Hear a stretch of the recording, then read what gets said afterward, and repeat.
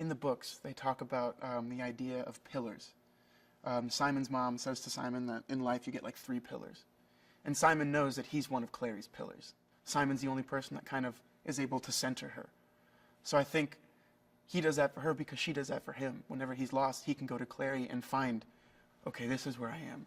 They're like, I don't know, like the lighthouse. They're each other's lighthouses in that sense. They can always find it and then know where they are. It's looking like a movie, which is really cool. It's Matt's bringing this flavor of authenticity and realism to the show, which is really developing it and progressing us in a way that we have always wanted to aim to. So Matt's a real asset to this team.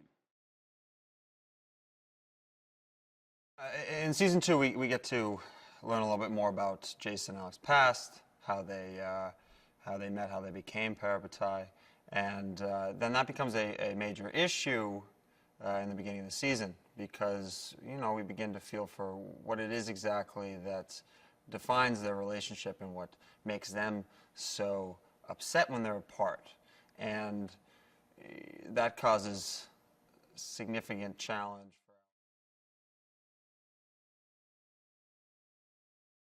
So he has to work with the Institute, and he also has to work with the Downworlders. So he's just trying to establish himself once again as pack leader and also a liaison. But there's a little bit of a disconnect there.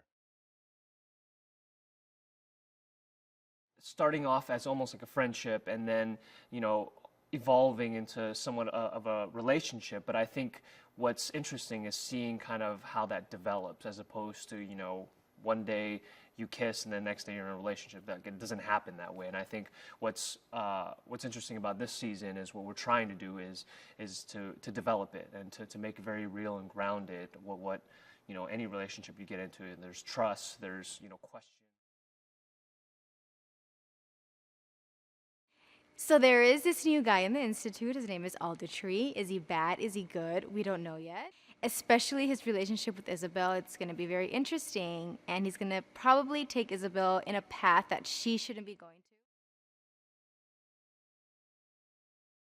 At the end of last season, you saw Clary get her mom back, which is something that she's been pursuing the entire season. It's something that she's really been striving for. It's what all of her effort went into.